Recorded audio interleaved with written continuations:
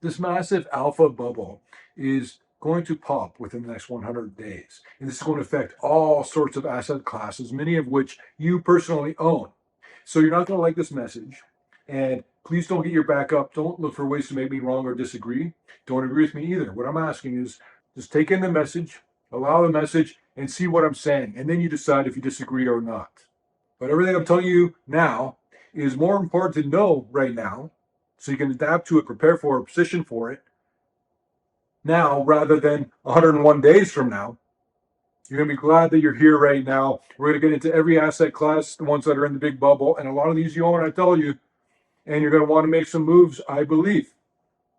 And stick with me because I'm going to tell you exactly how I am playing this popping of the alpha bubble. And I'm not going to tell you what to do. I'm not going to say copy me, but if you do what I do, you'll be in a better place once this all plays out. And you guys know I always ask you to click like on the video, make some comments, share it because it helps the algorithm tell people to come and see this video, get this message. And as a special gift for you for doing that, I'm going to show you at the end of this video my garden that I built from a wheelchair. But you ask why 100 days? Because we have what I describe as the donkey's elbow or the gauntlet or dead man's curve coming up. With September, the worst month of the stock market on balance compared to any other month, typically. October has the October effect, which is a widespread belief that financial declines and stock market crashes are more likely to occur during October than any other month. The panic of 1907, the stock market crash in 1929, Black Monday in October 1987, all of those happened in October. Why am I throwing November in there? Because of the timing. Everything's leading up. Everything's getting worse and getting worse and getting worse. I've been telling this the entire way for years. And it's coming up to a point. And it's always been coming up to a point. You say, well, it hasn't yet. So maybe you're just talking again. Maybe I'm just talking. Do what you want to do. I'm telling you, 100 days from now, you and I will both know unquestioningly whether I've got any chops or not, whether you should listen to me or not. But that is definitely the number one comment I'm getting lately. It went through a whole phase of people saying, look how well I've done, look at the money I've made from the stocks you talk about. But then now what I'm getting is a ton of people saying, I should have listened to you. You don't want to be one of those guys 101 days from now. The reason I'm adding November to make it closer to 100 days because it sounds better too. But I believe that the big bubble will pop.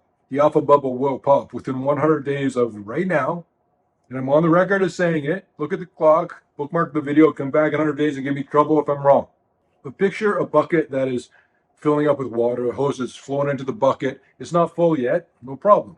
When it gets full, every drop of water that goes into that bucket at that point then spills out. That's how I see the financial world going. It's filling up, it's filling up. I'm telling you it's filling up. No one's believing me because I've been saying it for a while. It's going to get to a point where then everything's just overflow. Everything's just deleveraging. You've got a lot of debt. You don't have a lot of money to pay the debt. You're going to have to find ways to have less debt. And a lot of times it's because your bank or your broker says, we're doing a margin call. There's going to be a massive deleveraging. It's not like I haven't told you this many times, but it's all coming up soon. And it's going to be so financially horrendous. You got the tariffs by then that are actually kicking in for real. You've got the counter tariffs by then kicking in. You'll see many more months of the resurrection of inflation, which we've already seen starting now, and it's going to keep on going every month after every month. The war between Israel and Iran is almost certainly going to reignite, but there's so many other military conflicts going on that nobody even knows about that I want to mention today too, because they are all going to get a lot worse. Most of them. And I've showed you, and I'll show you now, a chart of bankruptcies. This trend will continue. Delinquencies, the trend will continue for another 4 months. A lot beyond that, but I'm just saying leading up through November, you're going to have more defaults, more delinquencies, more bankruptcies. And all the consumers, that's you and I, we're that much more strapped. We're 4 months more strapped. This is when it's all going to fall apart, if it hasn't already in September or October. And along with all of this, we get to roll through a recession in the next few months. By November, almost certainly, should have been a year ago, but anywho, but as I've showed you that the recession will start when they start bringing rates down, and there's a big push for it. So they're not pushing for lower rates. They don't realize they're pushing for the beginning of the recession, which then leads into double-digit unemployment, makes your quality of life a little bit worse. Again, why I'm doing all the gardening. You see what I talk about? I see this stuff clearly, and so I tell you, but then it's me having to talk about it, having to learn about it, and it's so heavy and awful and stupid and easily fixable. The US dollar, which has been in significant decline, here's a chart of the Dixie. It went from 110, and remember, this is the US dollar compared to every other fiat currency. So, like when you compare foam on the top of a beer to shaving cream, so the US dollar was doing well comparative to a bunch of other currencies that were limping. And then the US dollar is now finally doing what I've been telling you for ages that it's going to be doing. It's coming down strongly. It was at 110, it went down to 97 in about 6 months. That is free fall for a currency like the US dollar that is that widely used. To fall that quickly is absolutely astronomical. That's why nobody could believe it was going to happen. Why, when I told you it's going to happen, people say, but you said that before, and it didn't happen. And they only see that as the dollar's falling. Like with silver, you said silver's going to do well, but it's not performing as well. I'm like, no, it's actually performing better than gold. You're just not paying attention to it. And if you've been here at all, you know that when the dollar falls, a lot of things become more expensive comparatively, besides precious metals, but anything bought with dollars, like your house. Your grandfather could have bought a house for $40,000 that's now worth $2 million, and he is not any more wealthy. People can't get their heads around that. I know they get confused by nominal numbers, but the actual value of the home is about the value of a home from 1950 to 2025. It's the same kind of value, but the number's much, much greater because the dollar has fallen very, very far. And with cryptocurrencies, my mea culpa is that I've been wrong on it a few times. I know. I just don't trust cryptocurrencies when you see a headline like $500 million stolen digitally overnight from some guy. But also, I just don't trust it. I think that it's trading just like the Magnificent Seven. I think it's trading very speculatively. And I believe that as the Magnificent Seven falls and real estate falls, I think that cryptocurrencies will also fall across the board. And I do believe that all coins that are not limited will all eventually expire worth zero. Many of them already have gone under. When you can make something in unlimited quantities whenever you want, the value of the thing, the intrinsic value is actually zero. I believe that most cryptocurrencies are in absolutely zero-sum game. The way they increase in price is when more people get involved in it. And when people leave the space, the cryptos will fall. And we're going to be seeing that in the next 100 days. So maybe now, if you're doing well on cryptos, like some of my good friends are crushing it, I think that you need to be more cautious than greedy right now, more than ever. And if you're looking to double your money on cryptos because they move so fast, they're so volatile, you can double your money so much quicker, so much easier on just some of these stocks I've been telling you guys about. And you know that because you wrote me emails telling me about how well it went. Yeah, maybe Bitcoin goes to 200,000, but in that time, which of the stocks that we're talking about are going to quintuple? A few of them. And with real estate, right now, there's 500,000 more sellers than buyers. The inventory levels are starting to inflate. The buying demand is stopping. It's not that people can't afford the homes anymore. They're just not buying. No one's buying a home because the prices are absolutely stupid. This is part of what has to deleverage. Real estate for sure is in a bubble. Real estate in the States is already starting to fall, like in Austin, it dropped 20%. Some of these work from home locations that really benefited at that time in our world, 2019-ish, 2020, 2021. A lot of these areas are the ones that are falling the first and they're falling the fastest. The number of price reductions, the percentage of the reduction are increasing. The number of days on the market, you can watch all this stuff. If you were a doctor, you would say this patient is really going the wrong way. And along with this, as real estate falls, that's the main driver of the wealth effect, but so is everything else. Everything's going up. So everybody's wealth effect is through the roof, and they think that the way to invest is just, I'll put money there, I'll put money there. This is all going to end so badly, and it's such a rude awakening. People are going to be learning the way that investing goes over time. Right now, we're in a bubble. People are so misunderstanding what's going on right now. It's taking a bull market for brains. 15, 16, 17 years of an up market. You've got stockbrokers who have worked their entire career who have never seen anything other than stocks doing really well. You don't see the setup here. This is the absolute worst possible setup for a financial system or environment that has ever been created by mankind. You can compare the Dutch tulip bulb mania. Go ahead. That was peanuts compared to what we're about to deal with right now. Just the absolute amounts and the size of these massive debts that have to deleverage. This is a painful process for each and every single one of us that will 100% for sure happen. It's all a question of when. I think that when is less than 101 days from now. I have long told you, and I've personally gotten out of all the stocks, blue chip stocks, Magnificent Seven for sure, but Harley Davidson, Cracker Barrel, GameStop, McDonald's, all these stocks, just I cleared out of those ages ago. They're so overvalued, and people are not cautious even close to enough right now. They're all looking for where am I going to make a nickel, and at the same time they're risking hundreds of thousands of dollars because they're trying to make a nickel. The markets might go up. The bubble might inflate more. Don't worry about it. It could triple from here. Don't worry about it. Just protect yourself and the people you care about and sidestep this. You can just step out of the way. It's a train. It's going to probably derail. I've called the train derailing many times over my career, and I'm telling you now, it's never been more clear to me. I have complete clarity on this. I'd be very sorry and surprised if I'm not 100% correct about everything I'm saying in this video to you right now. I'm not trying to be arrogant. I know I come across as arrogant when it's actually confidence and experience. Unlike a lot of these people on YouTube, where I can't even watch YouTube anymore because it's so bad. It's just some guy who says, I want to be a YouTuber. Whatever.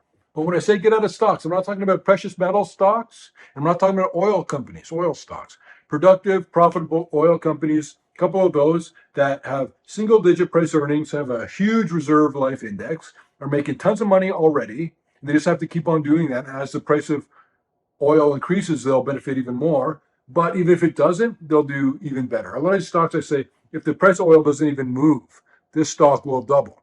And if the price of oil spikes, as it will in any kind of military engagement, of which we'll get into in just a second about how they're all breaking out, but as the price of oil might spike dramatically, the shares will do even better than I was thinking. But just look at some of the charts of the stocks that I've been telling you guys about. Avino Silver Mines, Newmont Mining, which went up, by the way, by 6% the other day because, as I told you so long ago, what's happening? These mining companies are operating on a different price of gold. So the cost to mine the ounce of gold out of the ground doesn't change, but the price just inflates. Gold is more valuable now. That all goes to the bottom line. That all goes to the profits. The profit margins are going to explode. And I told you this. And then it happened many cycles now. It's happened once, twice, and now a third time. And Newmont's like, wow, we made even more money. I'm like, I know. And so the price of Newmont spiked huge to the tune of 6% or so, which equals about $4 billion. This stock is worth $4 billion more, this company, than it was 2 days ago. But look at Barrick Gold, Dundee Resources. Those were my favorites. I sold that one. Pan American Silver, Mag Silver. And the best stock pick that I ever made, and another one, both Golden Triangle companies with huge high grades that are developing the mines. I don't normally like development companies. These two are going to be out of the park home runs, and they are absolutely the best stock picks I've ever made. These two are already starting to move really dramatically now. One of them which just got listed on the New York Stock Exchange.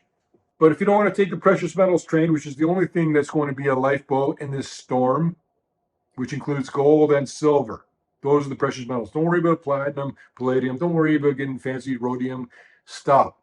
Just go with what's going to make you really wealthy in the least amount of time. The way to do that right now is silver, and definitely gold if they do revalue gold. And don't think of it as a revaluation of gold. The government can say gold is now $20,000 an ounce. They're not changing the price of gold. It doesn't change. They're just devaluing the currency. Everything will be affected, not just gold. They say gold's now 20,000. That means that you've got to put out a lot more money to buy anything. But the stocks, when they start going the wrong way, which I believe will happen soon, it's going to be so bad that they'll drop maybe as much as 2/3. But even if they dropped only 1/3, wouldn't you want to sort of prepare for that ahead of time? Because I'm partly right, and there'd be an opportunity there for you, either to avoid the risk or to capture some gains. Is now the time to buy gold mining companies? I don't think so, because most of them have tripled or quadrupled. They're going up so fast. But will they go higher? I believe they are going to go a lot higher. But there's better plays, such as the silver squeeze, which has begun. And I've told you about forever. I've been watching it forever. And it's actually, I did a lot of research on it yesterday. It's actually going to be a bigger thing than I even realized. And that's coming from me. Like, I thought it was going to be huge. But I looked at some of the numbers. There's so much demands for one thing that there isn't enough of, not even close, and it's getting worse, and everyone's starting to recognize it all at once, and there's massive short positions in silver. And that's also attached to the last thing I said, where if they revalue gold, silver prices will go up, not because they revalue silver, just because the dollar itself is so devalued that everything, including a loaf of bread, will cost you more. Silver too. Part of the alpha bubble is this massive complacency that we're dealing with. And I want to give a shout out to Peter Schiff, whistling past the graveyard. He uses that expression. That's exactly the perfect way I would say to describe exactly what's going on right now. All these investors are whistling past the graveyard. And you know that eventually we're all going to end up there. But I'm saying that we might end up there in the next 100 days. The biggest one of all is this massive debt bubble. I've never even contemplated anything so ridiculous. And oh my goodness, let me show you where we started in 1929. The US debt total was $17 billion. Now I'm going to run through here and show you how it grew over time, and you can notice different monumental events that happened over the time too as we're looking at these numbers. This really put in perspective the debt. People don't understand because the numbers are so big, it's hard to get your head around. 17 billion, 48 billion, like what does that mean? But look, it started at 17 billion, and then every year it just grew, almost every year, grew, until it got to, and if this doesn't put it in perspective for you, and this is from 2024, it's already greater than this by a lot. It got to $35,464 billion in debt. In other words, the level of debt we have is absolutely meaningless and not understandable. You can't even really get your head around it. And you guys know that I'm always early, and I am the first person to say that if you're early, it's the same as being wrong. But I am always early. So look at 1929, and I'm telling you now how there's so many similarities to exactly what it was like in 1929 before the biggest stock market crash in history.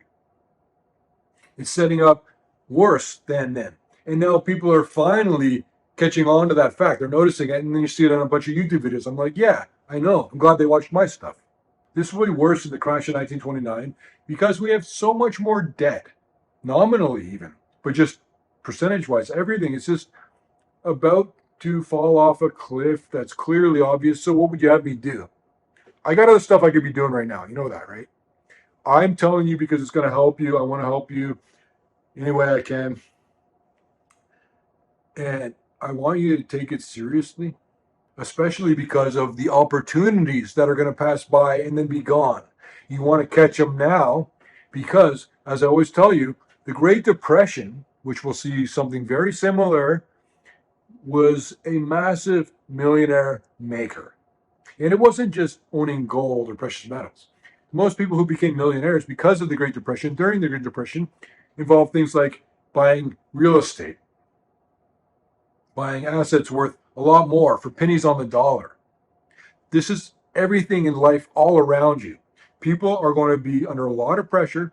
People are going to make decisions. And you're not a turkey vulture. You're not ripping pieces of flesh off of a person. The dude needs help. He's going broke. He's like, take my house for a discount. You go, okay, I got the cash saved up. Here you go. You got that house for pennies on the dollar. And then this all eventually passes. You understand that? Just like what I'm saying, gold prices will just keep on going until I tell you you need to sell, because then they're going to come down, and that'll be the same time as the Magnificent Seven and all the blue chips are at their bottom. You move the money from A to B, and then you've taken all those gains and you put into something else that is about to produce tremendous gains. It's all a timing thing. And I'm here to help you see it every step of the way so that you do it right and end up on your feet on the other side of things. And I would suggest that you look into who you're listening to and see what kind of credentials they have. Because if you do that, then you'll actually pay attention to what I've been telling you for ages, whereas everybody else has got a camera and they're just talking about stuff on YouTube that they read from AI or whatever. So as I promised, I'll tell you how I am playing the popping of the alpha bubble. I sold every stock I own except for certain precious metals companies and a few oil companies. Not a lot. I have mostly gold and silver related investments. Physical metals, anyone can buy physical silver today. If you haven't done it yet, today, just make it a Peter Leeds challenge. Go out today and buy one silver coin from a dealer at the strip mall down the road, or buy it online. What's it at, like $38? Get started, and then you'll go from there. You'll grow from there. You're on the clock here. You have less than 100 days to take action. Enough watching YouTube and trying to wait to see what happens and then being too late when it does, and then tell me about how you should have listened. And I've been cashing out a few precious metals profits, but not most of them. You want to keep them, and I've been putting more money in, if anything. My last three big trades were all silver mining companies. And when I say big, I'm upping the numbers because I've got a lot more cash on hand now because of the way that the gold mining stocks have been doing. I can make massive purchases, and it's starting to be demonstrating what I'm trying to say to you, how you can take $1,000 and turn it into 10, and then you can grow from there. You just keep on going. It just fuels itself. When you do it right, it always pays off really well for a little bit of work. When you do it wrong, it feels like hell, and there's a lot of downside risks. But if you can avoid those and have a better understanding about what's coming up next, you land on your feet with more money, more happiness, less stress, and you help the people you care about. And with oil, the way I look at it, it's just a long-term hold. It's dead money, if anything, because a lot of military stuff can spike oil prices dramatically, and you want to be attached to that when it happens. And until it does, don't worry about it. As long as the company is operating and building and growing and doing what they got to do, you just have it there almost like insurance. And anything that you'll get from the insurance factor from gold, you'll get from oil. And they've agreed to, or they've approved the mining of the Hormuz Strait, the Parliament of Iran has. And now they just wait for the Ayatollah to say, okay, yes, mine the Strait, or no, don't mine the Strait. If they mine the Strait of Hormuz, that's just going to be absolute chaos worldwide instantly. It's going to cost you more. And I'm looking at all the stuff I expect to happen: war, inflation, hyperinflation. People banter that term around a lot more than they probably should, because hyperinflation is 50% increases in prices per month. They're not thinking about it, because when you get to that point, everything's irrelevant because the entire system is blown up. But gold prices in an environment like that literally go to the moon. When there's hyperinflation in Venezuela, gold prices were almost not even calculable. Anyone who does not own gold at a time of hyperinflation, or a time of upcoming, as Scott Bessent has said, a new monetary system, part of which will involve gold, if you're not owning gold when that actually plays out or happens, the world will be divided between people who owned gold and people who didn't own gold. People who owned gold mining companies and people who didn't. This is what I'm talking about. Position yourself, because this is almost certainly to happen. I've been right a lot, especially lately. You guys need to prepare, because on this side of this stuff, if you didn't prepare, it's going to be very bad for you financially, worse than your understanding. War, the collapse of the US dollar, inflation, whatever level it's at, and all these military conflicts, every one of them says you're going to want to own some gold. And I've been telling you that for many years. You're going to want to own some gold. Did you know, if you look at just the Middle East and North Africa, right now, there's more than 45 armed conflicts? Most people don't even know that there's a war breaking out right now between Cambodia and Thailand. The Iran-Israel war obviously is going to heat up. There's a civil war in Myanmar, a civil war in Sudan, Ukraine-Russian war. And what's going on with Yemen? I guess we lost that one. We just walked away. The Houthi rebels in northwestern Yemen are fine. A few of them died. They're good. They can take it or start shooting at boats all they want. We obviously didn't bomb them enough to make a difference. But I always tell you, too, that aerial campaigns can never dismantle a group of people. Look at Monte Cassino in World War II. How many Nazis were in Monte Cassino, and they're bombing it for days and days and days? For days and days and days. How effective was that? It's very difficult to fight a war by dropping stuff on people from the air. In Turkey, the second largest military in NATO, is already got a few troops in Syria. which is absolutely falling apart. It's disgusting there. People just getting dragged out and shot by people to settle scores. There's all sorts of ethnic violence, and there's a very low chance that Erdogan will not use this situation to try and bleed more influence into Syria, which makes Israel have to respond, well, that they're already doing what they're going to do anyway. So, and then America is involved with this, and Russia and China are watching. This is an ally of Iran. It's just a flashpoint. Maybe we don't have this proxy war fought over Iranian skies. Maybe we'll do it over Syria, but it's going to happen somewhere between China and America. There will be fighting. They'll just do it over regions where it does not hurt their political popularity. So, yeah, go to war. People don't want war, but we'll do it over Syria. Hey, we'll bomb a Russian jet over Syria, like they did in Korean War, the Vietnamese War. What else I'm doing, and it sucks, but I'm spending a lot less money. I'm saving a lot more because I'm setting up my assets for the re-expansion of a lot of these wars, which means you get into certain oil companies and a lot of precious metals companies. Gold will spike as military conflicts play out because of the risk premium, the war premium in the price of the asset. Think about all the effects that are going to come from the US dollar revaluation if they do it, because those effects will be absolutely meaningful. And so if it does happen, what would you have wanted to be, or how would you have wanted to be positioned? When you see something coming up that if it happened, things will change, and you get ahead of that, there's a lot of money to be made there. Opportunities are huge. For example, gold's at $1,800 an ounce, and I'm saying, no, it's going a lot higher. There are so many ways you could have made money if you'd been listening to me. The people that did are talking to me about it now. So I'm being a little bit vindicated, which is so good because I went for so long, people saying I didn't know what it's talking about, saying I always say that.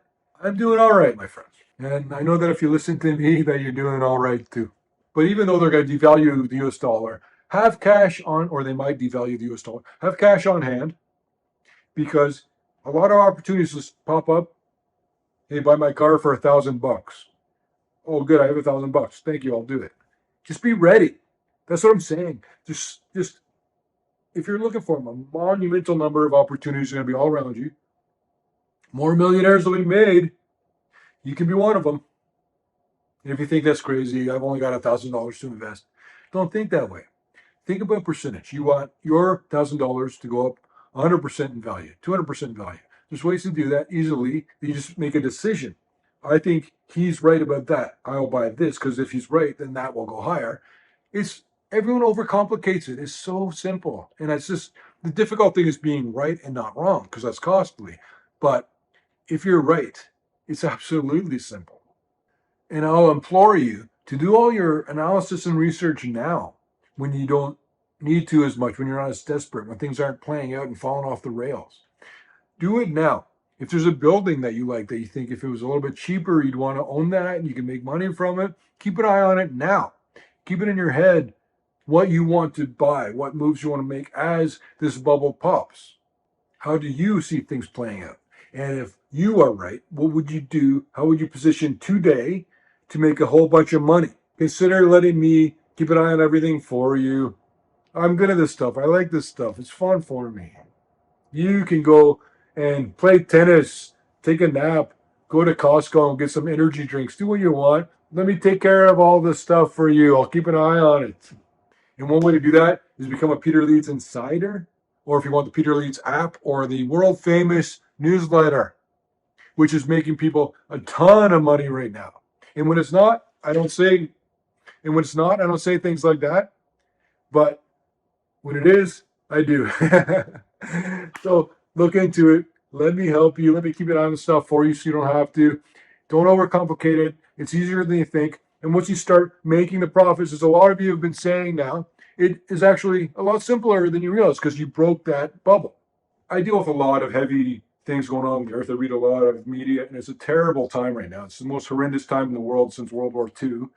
And it's a lot. It's a lot to keep an eye on this, especially when you're not feeling like it. And so I've used gardening to kind of as an escape from that. And so I want to show you guys, I want to brag. I don't always brag, but I'm going to brag about this. I'm proud of it because I built this garden from a wheelchair, pushing around the cement decking stones and the wood and chopping it up. Everything I did, I built this deck.